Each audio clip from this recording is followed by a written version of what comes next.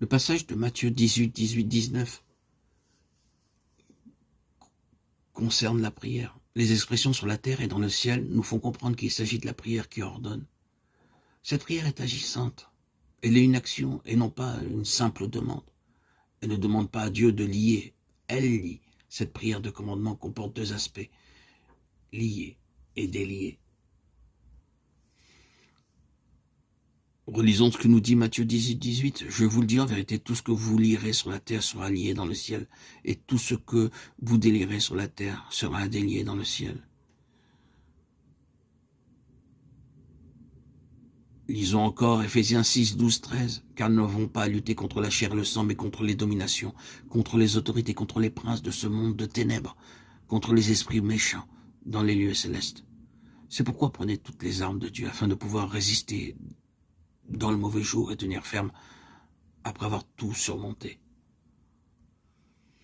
Pendant les réunions, nous devons lier tous les comportements désordonnés des frères et sœurs, lier tout ce qui perturbe l'œuvre et vient des gens du monde, lier tous les esprits méchants et les démons. Satan dans toutes ses activités. Nous devons gouverner en tant que rois sur toute chose.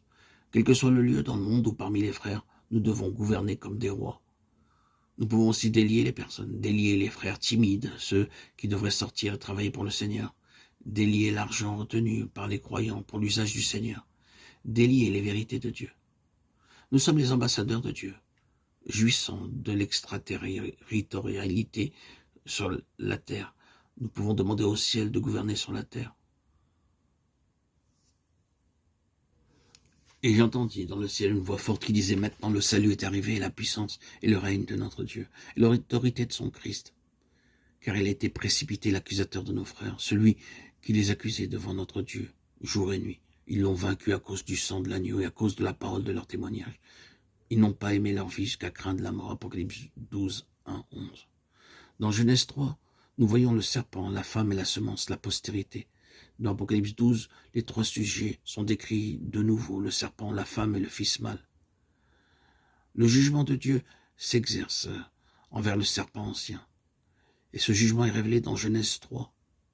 Ce livre décrit le jugement de Dieu envers l'homme déchu, également son plan rédempteur. Tu marcheras sur ton ventre, est la déclaration de Dieu sur Satan. Celui-ci ne peut plus œuvrer que sur la terre. Il ne peut plus agir dans l'univers. Tu mangeras de la poussière tous les jours de ta vie, suggère que Dieu a décrété que désormais l'homme fait de poussière sera la nourriture de Satan. La postérité de la femme se rapporte aussi bien au Christ corporatif qu'à Christ lui-même, puisque tous ceux qui ont part à la résurrection de Christ sont inclus dans la postérité de la femme.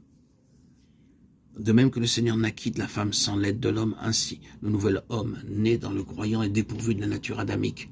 De même que Christ est le Fils de Dieu, le nouvel homme est aussi un Fils de Dieu, puisque Christ n'est pas né de sang. Ainsi l'homme nouveau n'est pas né de sang, ni de la volonté de l'homme. Jean 1, 12, 13. À partir du chapitre 3 de la Genèse, l'espérance de Dieu et de l'homme fut centrée sur la postérité, la semence ou le germe de la femme. C'est pourquoi Satan est très attentif à l'égard de la postérité. C'est à cause de cela qu'il suggéra à Hérode de tuer le Seigneur, qu'il tenta le Seigneur dans le désert, qu'il le harcela pendant les 3 années et demie de son ministère public. Mais en tout cela, le Seigneur fut victorieux.